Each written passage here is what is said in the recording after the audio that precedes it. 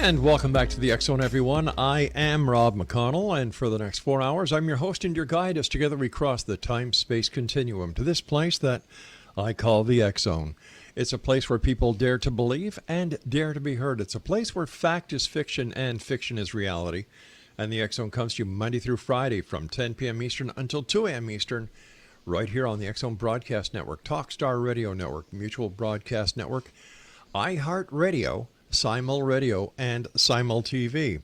Now, if you'd like to send us an email, xzone@xzoneradiotv.com is our address. And to find out about the programming on the X Zone Broadcast Network, www.xzbn.net. And for the X Zone TV channel on Simul TV, www.simultv.com. X Zone Nation, my guest this hour is Jack Kenna. He is considered to many to be one of the top paranormal investigators in New England. He is a member of the Spirits of New England team, San Diego Ghost Hunters, and Extreme Paranormal Encounter Response team. Some of his accomplishments include Paranormal Investigator and Technical Specialist with over 10,000 hours of case time, helping his team to conduct investigations, review evidence, and assist in helping those who are experiencing hauntings to bring them to a positive resolution. Joining me now from somewhere on the East Coast is Jack Kenna. And Jack, welcome to the X Zone. Hey, Rob. Thank you very much. I appreciate you having me on the show. Well, it's great having you with us, Jack. What inspired you to get involved in investigating the paranormal?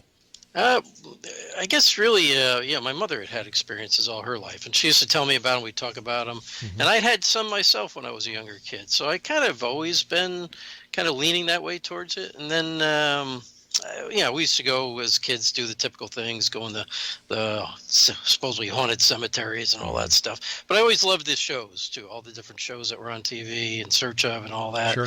So after a certain show came on TV, I got to meet a bunch of people online through one of their online chat networks and ended up becoming a member of Spirits of New England. And we've been doing investigations since 2009. I mean, on a full bore basis. So helping people out and just trying to help them figure out what it really is going on.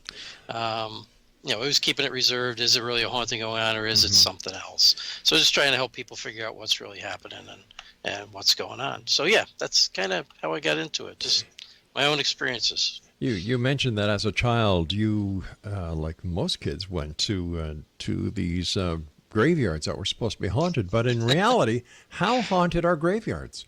I still don't believe they're. I mean, there's ones that have some things going on that I think for the most part I try to stay away from them, just because I know I wouldn't want to hang out at my own grave. To be honest with you, I don't think I'd like to hang out there. so I don't know how. I mean, some people believe they're haunted with more negative type of things, demonic type entities or things like that. And I suppose that's possible. I only have run into one case, which was involved with a case that we had a haunting involved with a local paupers cemetery. Oh yeah, which are all unmarked graves, and that was connected to the client and what they were experiencing. That was in Springfield, Massachusetts. The cemetery is called Bay Path Cemetery, but I think that was an unusual case. Again, it's an unmarked cemetery. To drive by, you wouldn't even know it's a cemetery, except for the sign they finally put up. Sure. It just looks like an empty yard. So there's no headstones, there's no nothing. So I think in unmarked graves, places like that, you could potentially have some hauntings because those people necessarily aren't at rest. Yeah, why hang around a cemetery where you can actually go and have a lot more fun at a pub or a hotel, right? Exactly. Yeah, exactly. Yeah, I'd haunt a pub, firstly. Let me ask you something. I've been asking this to members of ghost teams, and it's a question that boggles them. Has anyone ever heard of a haunted strip bar? Actually, I have. I haven't investigated it. Leave it to you, Jack. Leave it to you. No. I heard about it from some of my friends locally here that there was one in Albany that had some activity going on. It wasn't always a strip club, though. It was over in Schenectady, New York. Right. And I forget what it was before but they felt it really had to do with what it was previously, not the current strip club that it is.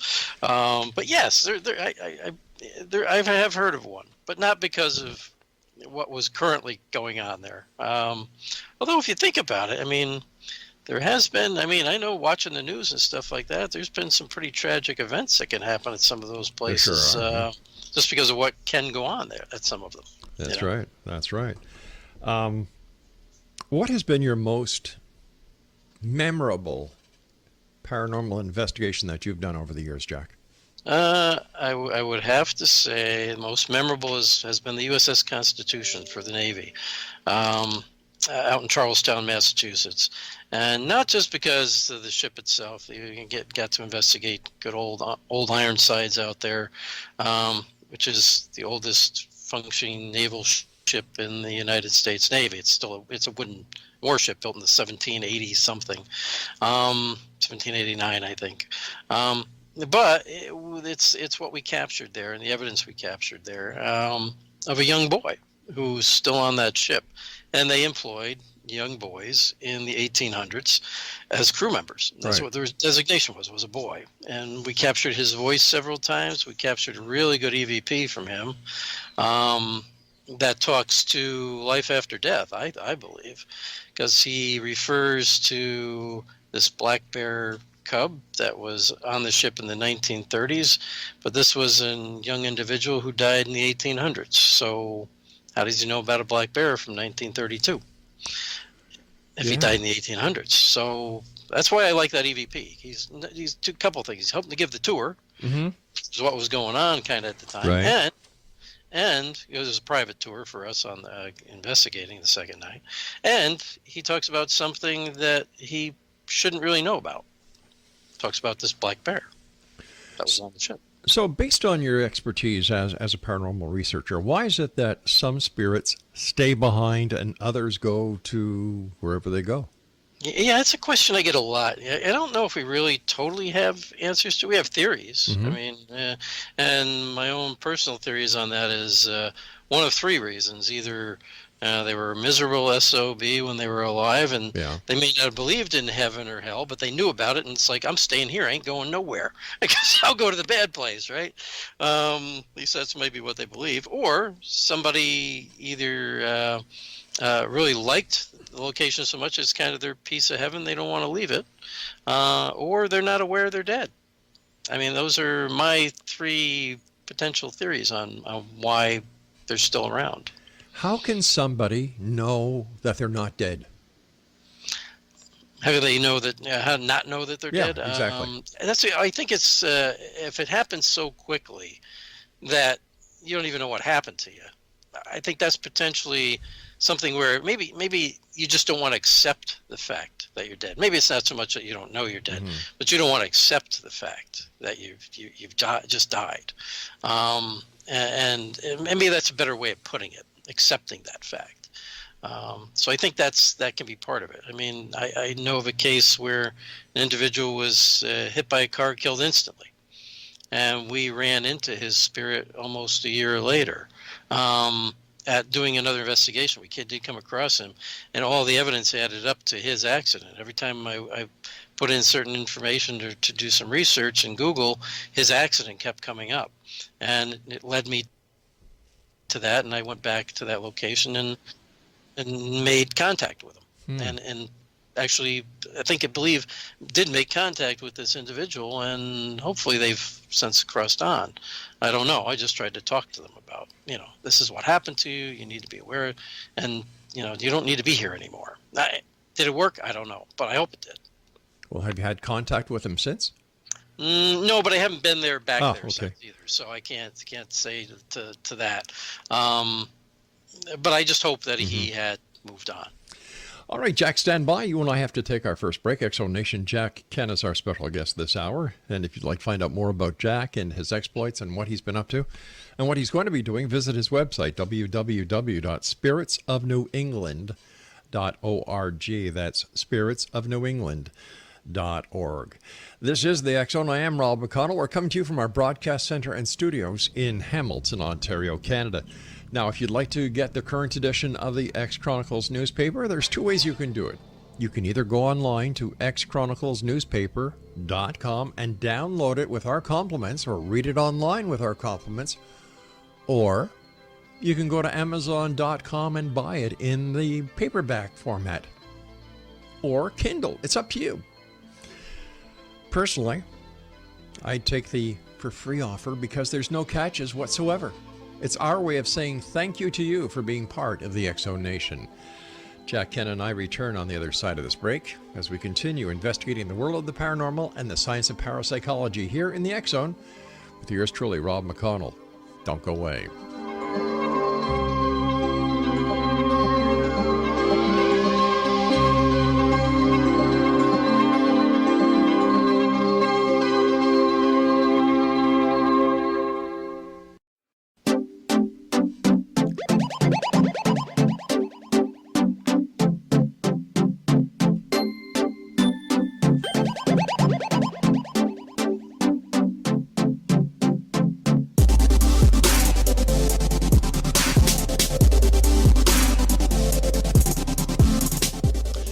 And welcome back. Jack Kenna is our special guest this hour, www.spiritsofnewengland.org. Jack, how would you best describe what a ghost is? And is there a difference between a ghost and a spirit? Oh, that's a good question. I actually don't believe there's a difference between a ghost and a spirit. Personally, I mean, it's just, I think, terminology. I prefer spirit. Some people like to call them ghosts. I have heard people give a reason for a difference between the two, like, oh, well, one is this or one is, a ghost is more like something that's a shadow figure or this or that. But I don't know. Spirits are spirits. We're talking about a human soul, right? Yeah. Unless you're talking about something demonic, which has never been human, never was, or even an elemental spirit. Again, something that's never been human. But spirits, we're talking about the human soul. So, I mean, that's my perspective on it. And I don't think there really is a difference between those two terms. Now, Jack, you mentioned shadow figures, and this is a phrase that we're hearing a lot more of these days than at any time over the past 29 years of me doing this show. What is going on with that? I don't know. I mean, since I've been really doing hardcore I guess you call it hardcore investigating. I've seen shadow figures. Then there's people who call things shadow people. I don't know if there's too much of a difference between the two. A figure is something that looks human to me. There's mists. There's these dark mists I've seen at different times. So there's all these different things. Why are we talking more about them? Maybe just because people are more openly talking about it. And we have so many people out there doing investigations and things like that. They either believe they're seeing shadow figures or they're mistaking things for shadow figures. And just me personally, I can't say I see them that often on investigations. Right. It's rare. I'd say, if I've seen one in 20 investigations, that's a lot. Yeah, I don't know. I think people sometimes see what they want to see too. Does the amount of airplay that the paranormal is getting these days have anything to do with it? It very well could. I mean, again, people see these shows, they watch them on TV, they want to have an experience, so they see something in their home, or when they're out at a location, they think, oh, I just saw a shadow figure, because it's exciting to say you saw that, or it's exciting to think you saw that, right? So it could have something to do with it. I mean, yeah, the TV could definitely have something to do with it. Well, based on what we were just talking about, the effect of the media on claims of the paranormal, what percentage of paranormal claims do you give because of the media's influence? That's a tough one to say. I mean, because when we do investigations, we have a 11-page form we send to people to fill out before we really start talking to them about what's going on in their home or their business. So they have to give us a lot of information first. So those cases, usually when we get that form back, if somebody really wants our help, I get it back in a few minutes. And in almost all those cases, there is something going on. But I think that's because these people, are desperate. They've also got some really crazy things going on in their life that they haven't dealt with. And I think energy is drawn to that. But just to try to say what is paranormal or what isn't paranormal based on the TV, I don't know if you can do that. I don't know if you can make that determination unless I don't know, unless you're really looking at it. There is a lot of people who contact me telling me their home is haunted because they see me on TV. And usually I'll start asking a few questions, and it's like, oh, well, no, we never don't really need help with it, and we're not really afraid of it. And then it's like, okay, so, I just take it for what it is. I don't assume that their home is haunted. I don't assume it's not. They may feel it is, and a lot of the things they describe to you are things they've seen on TV. So I got no way of disseminating. You know what I'm saying? I guess it's just like the little boys who want to get a six shooter, wear a cowboy hat and little spurs because he saw it on a Western show. Well, maybe, yeah, maybe. I mean, that could be part of it. Some people just open up after years of not talking about it either, and they really have had experiences. And those you can sometimes tell because of the detail they give you.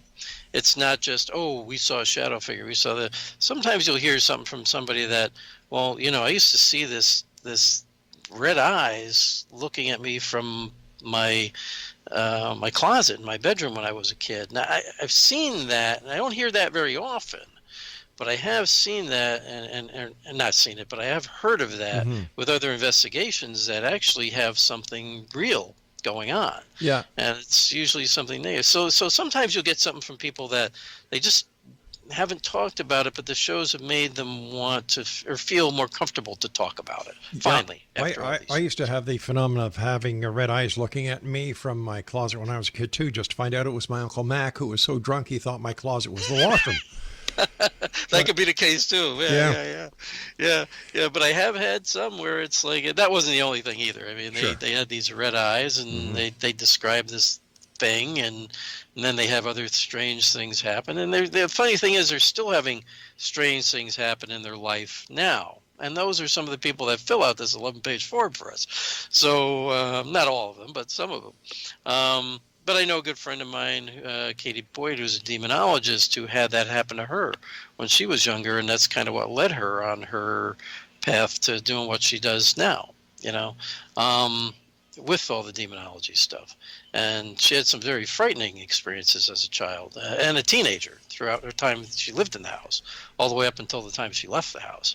So there is some people who are telling you truths. There are some people who just, oh, we had this happen, and it's exciting, right? It's exciting. So trying to disseminate that, though, can be very difficult sometimes. Why would somebody go to a lay person who claims to be a demonologist for help instead of going to a member of the clergy?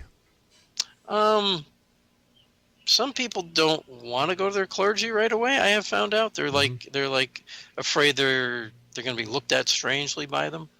So they'd rather go to somebody else first, a paranormal team or a demonologist who ultimately will point them back to their church anyway.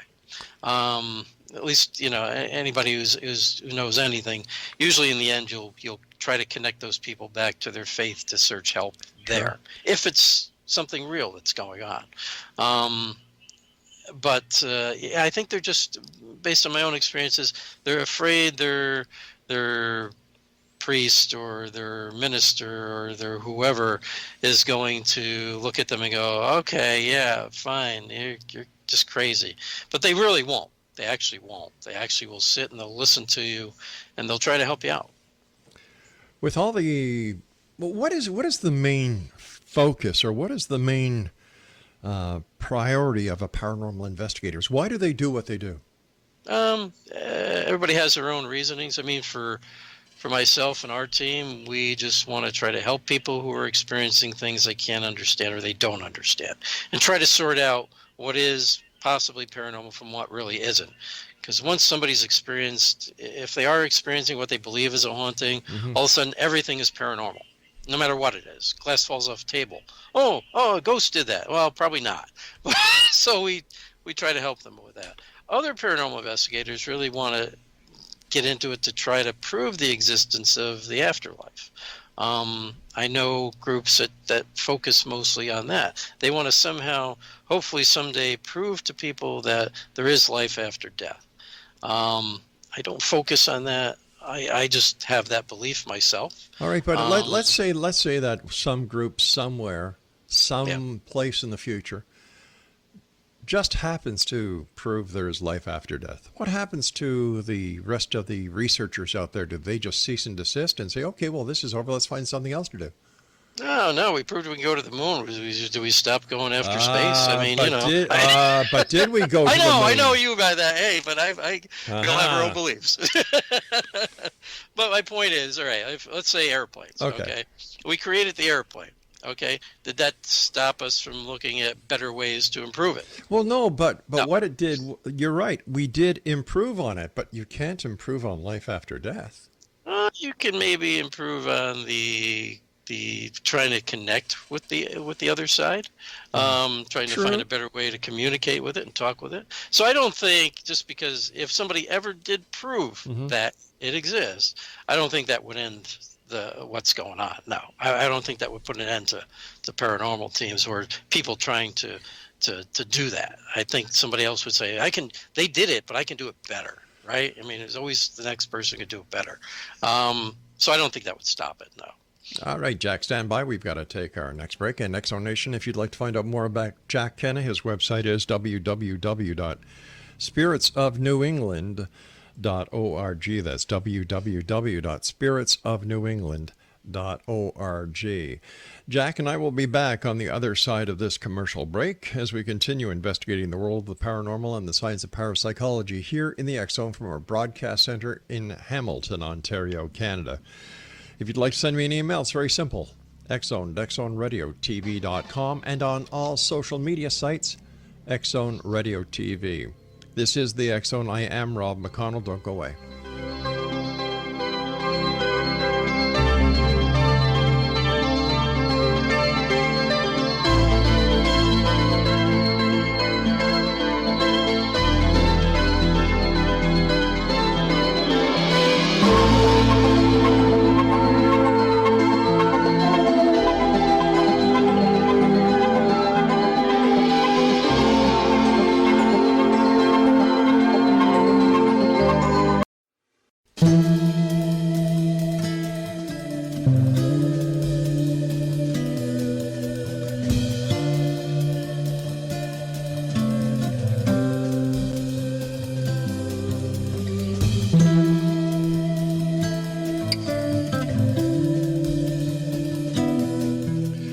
Jack Kenna, our guest this hour, Exonation, www.spiritsofnewengland.org. With all the number of paranormal teams that are out there, Jack, all the independent researchers, everyone who's out there around the world trying to get the proof of the afterlife, after all these years, how come it hasn't been obtained? It's a good question. I haven't tried to work on it myself either, but I'm just a believer. I just believe there is an afterlife. But why do you believe? But I mean, why believe? I mean, because it's part of my faith. It's part of what I do believe, and it's also I could tell you that the things I've seen on investigations and helping people have helped to solidify my belief, at least for me. I can only talk to you on a personal level for that. I can't tell you, I can't prove to you it exists. Sure. I can't make somebody else. But for me, I've seen enough, experienced enough, and I have my own beliefs that I believe there's an afterlife. I believe there's more beyond this. Why hasn't it been proven? I don't know if you ever can. To me, it's a more spiritual thing, right? It's a spiritual belief. It's a spiritual realm that we're talking about when we talk about the paranormal and spirits and what like I talked about before, souls. So it's a personal thing. You either have a reason to believe it based on your own personal experiences, or you don't. And that's not to say people who don't believe in it are wrong. I don't know. Yeah. I'll tell you when I get there. How's that? All right. I'll tell you when I get there. Sure. Uh, You know, but I mean, you called. I don't know why they haven't proven it yet. I mean, I don't know if you ever will. All right. You called it a paranormal realm. Is it possible that it is not a paranormal realm, but an unknown mental mind realm? Something Well, that we are manifesting ourselves that has nothing to do with anything else. Because as you yourself stated, it's a matter of belief. And belief is the strongest power in the universe. If you believe in something, whether you say it, I say it, whoever says it, they're not going to believe you. For example, Christmas Eve, how many kids believe that Santa Claus is going to be coming, being pulled across the sky by 8 tiny reindeer, coming down a chimney that doesn't exist on an apartment building? Even my wife believes Christmas Eve that there's a Santa Claus, So, sure. So I mean, how do we know that this isn't what we're looking at? I don't disbelieve either. I've been a strong believer all my life. Doesn't mean that's exactly what's going on, but I think I cut you off though, so let me let you finish. No, I mean, no. what I said, it's a spiritual realm. I probably did say paranormal realm too, but to me, it's a spiritual realm. But right? even spirituality, is based on one's own belief. That's right. You're absolutely right. That's why I said also what I said. I have my own beliefs and my own experiences that feed those beliefs. Right. So I can only speak to my own, view of it. Right. And I think that's what it is. It's a personal thing. It's you either have had experiences that lead you to believe there is an afterlife, or you haven't had experiences, or you've had other experiences that make you believe there is not. So let me ask you this then. Why is it? It's tough, Why is it that when people go on ghost tours, a percentage of the people will have an experience, a paranormal experience, or an encounter with the paranormal, and another percentage of the exact same group going in the exact same place as the people who have experienced something experience nothing? I just had this happen literally 2 weeks ago, and I was helping to lead an event where the group we had, half of them heard this disembodied voice, half did not. Interestingly enough, I was in the half that didn't, but yet I'm a believer. So how do I explain that? I don't know. Okay, but half of them heard it, and I know some of these people, known them for a while, and I trust them. But you have people I didn't know. Of half this group of 30 people that heard this, and the other half of us didn't, roughly. Then I had the same thing happen last year, where I was one of the ones that did hear it. Same location, by the way. Did hear it, and the other half didn't. And I was one of the ones last year that heard it, but this year I didn't. So I don't know. I don't know if it has to do with belief. I don't know how it has to do with being a skeptic, because there was some people there who I could tell from the get-go they were there just because their girlfriend was there, and they heard it though, and they were like, "Well, what was really that?" One of you guys said something. I said, "No, we didn't." So they had somebody who really was a non-believer who heard something, right? So I don't know if it has to do with you being a believer or a non-believer or anything. It's just that energy is there, and it's trying to communicate. Tell me about your book, Paranormal Research. Paranormal Research. It's my newest book. Came out on June 28th. It's about my teams and my perspectives on investigating the paranormal, techniques we use, equipment, talking about equipment, and not getting into the nitty-gritty of equipment, but really I start to talk about this is what this stuff is designed for. We're trying to use it for this, so how can it really work that way? How can a digital recorder work to capture a spirit voice? And I get into, there's possibilities for this and that, but here's how you want to set these things up to improve your chances, or here's a little bit of history of it without getting into the technical workings of it too much, trying to keep it at layman's terms.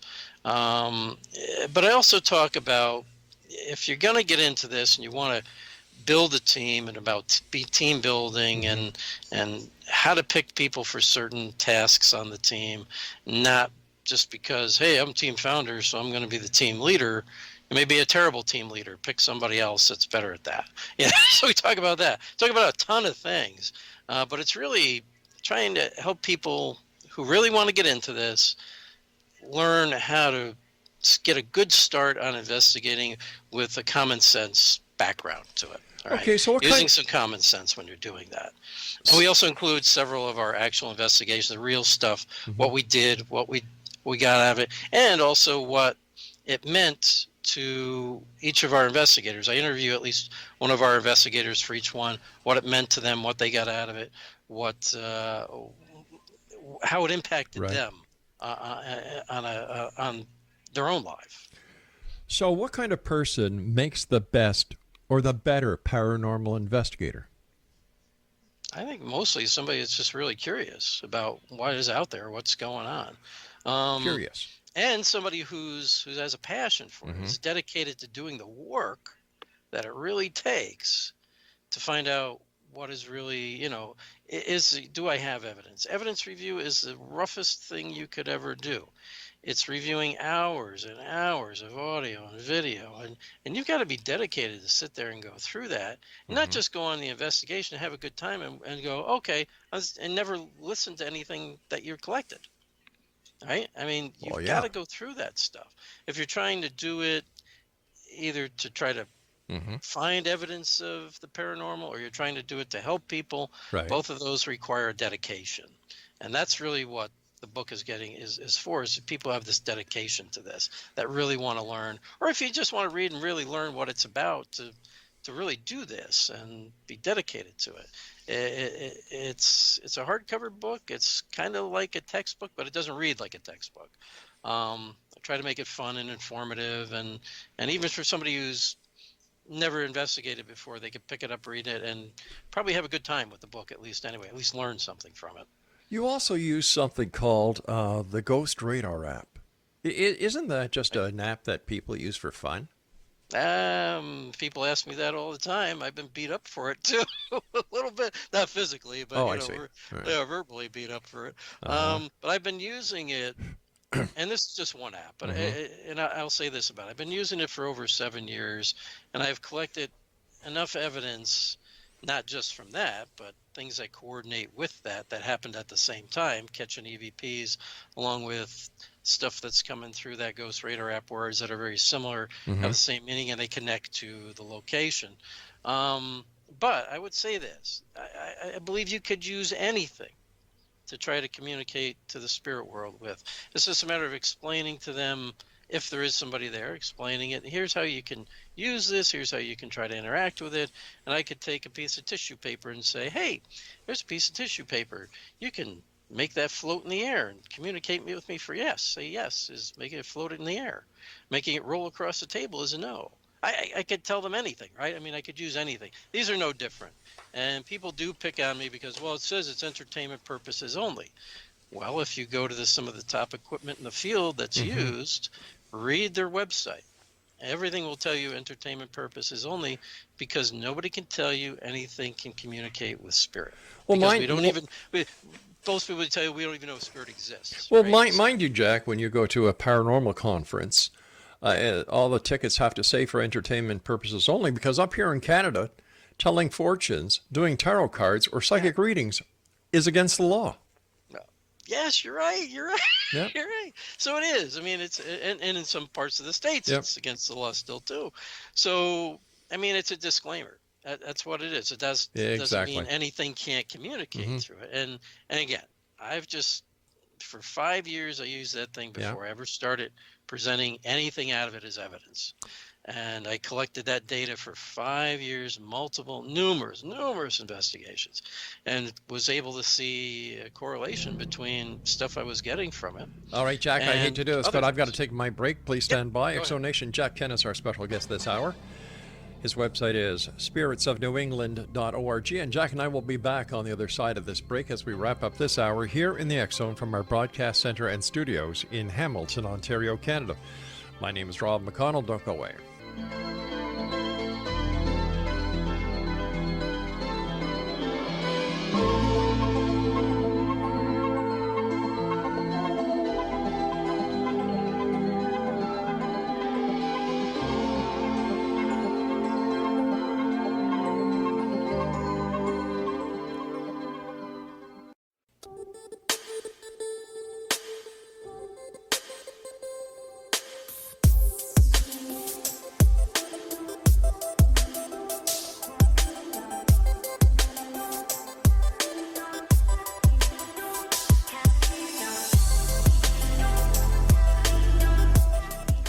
Welcome back, everyone. Jack Kenna is our special guest. His website is spiritsofnewengland.org. And Jack, no matter where you've been, anywhere, Canada, the United States, doing paranormal investigations, based on your expertise, where, in your opinion, has been the most haunted place that you have visited? Oh, really? The most? Well, I would have to. Let me see. I mean, Um, besides the strip that's a bar. good question. Yeah. That's a good question. It was in the U.S. Mm-hmm. because I've done more in the U.S. than Canada. Sure. And I would have really probably have to say it was the client home in Springfield, Massachusetts that we did. We experienced everything that gentleman told us he experienced. Everything, everything. What did I he never saw anything like it. What did he And experience? I was grabbed on my calf, which he talked about something grabbing him. We heard disembodied footsteps come right down, and a woman humming, coming down into his apartment area, and we had it on camera. Nobody came down, um, and there was no woman there. There was no woman humming. I did see a female shadow figure because you could tell the shape it was female, less than 4 feet away from me, and I just watched it fade away. I tried to catch it in my infrared camera, and it wouldn't show up there, and I swore because I'm like, son of a, whatever, because it didn't show up in the camera. Mm-hmm. And at that moment, I also captured an EVP, a woman's voice saying didn't like me. So I think she thought I swore at her, but we had disembodied voices. We had scratching on the ceiling, which he talked about. We couldn't trace that to any animals. We couldn't find anything. Stuff being moved around. We heard things being moved around, which he talked about. Yeah, we just pretty much experienced everything he did, including, like I said, being touched, grabbed. Mm-hmm. It was incredible. It was like never anything I'd never experienced before. But you say you heard things moving around. Did you see things moving around? No, we didn't capture anything, and it was loud too. We Yeah. had cameras in those rooms, and nothing moved. Hmm. But it sounded like boxes being moved around. But we captured nothing on the DVR cameras, so it was very strange.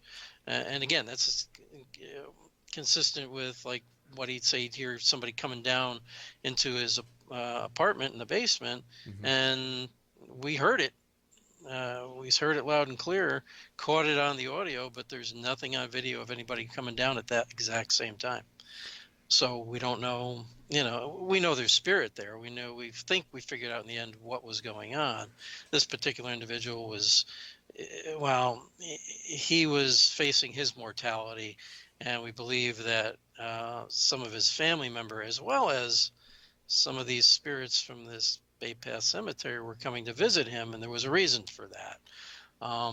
Bay Path Cemetery was a pauper cemetery, and he was a nurse. He worked in the new hospital where the old almshouse had been built. They knocked it down. They built up the new hospital there, and it was all right within just a few hundred yards of his home. So we think they were somehow attracted to him, having known him from the hospital, perhaps, things like, but he was experiencing all these crazy things. And we both believe his grandmother was there trying to reach out to him because he had turned to faith, getting towards the end of what he was facing. And his grandmother had been a very a devout Catholic. His brother, I think, was reaching out to him. His brother died in a car accident less than 2 years earlier. So we think these people were all trying to reach out to him for whatever reasons. But that's the most haunted location I could tell you I ever experienced. Is it still now? I don't know, but it was at the time. Now, when you go into a location like this person's apartment, do you do a history background on the residents as well? Do you talk to past people who lived in the same apartment to find out if they experienced anything out of the ordinary? Do you check with city engineers? Yeah, we do. We do the research on the history of the home. This is actually his mother's home. Mm-hmm. He just had a basement apartment. Right. Yeah, so there was an owner before that.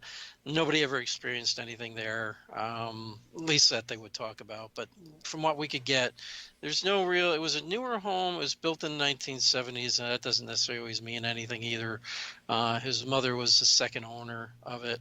But there was no real history except with regards to the almshouse and the pauper cemetery that would lead us to believe anything should be happening there. And again, he lived there for 32 years and never had anything until at this point in his life where he was, I don't want to get into what his medical problems were, but he was facing his own mortality at this point. Was And he that's kind of when it started for him. was he retired? Did it start Uh, when he was retired? he was actually a young man. He was actually just 33 years old. Right. But he had lived a kind of a tough life, got his life together in later years and became a nurse. But he had issues with drug addiction when he was in his teens and stuff like that. And he turned himself around and was able to get himself, this good education, decent job, and then this hit him. And he was never very close to his faith, but he had turned to it in the end. So could that be part of it too? Yeah. I don't know, but like I asked, did you check with? Did you bring in a building inspector to have the house checked to see if there was a logical explanation for the paranormal experience? For example, why would somebody use an infrared camera to try and capture a shadow person when? well, that's what I had on me. I see. mean, that that's what I was using. Okay. He didn't do that. When we're investigating, we use these infrared cameras or infrared DVR cameras or other types of equipment. So sometimes, and I have captured shadow figures in the infrared spectrum of light with these cameras at times. But help me understand. You're just trying to capture something, and it's like, it didn't show up. Okay, but help me understand this. If there's something that is a shadow, something has to be blocking a light source. Yeah, you're right. And it was. This thing looked solid. It was blocking out. There was a door. It was standing like at the end of the couch for me. There was a door on the other side, and I had been looking around the room, and then all of a sudden I look over, and this dark figure is standing there blocking out the door and the photo that was hanging on the door. So it's like I can't see the door anymore, but I'm seeing this shape of this female figure there.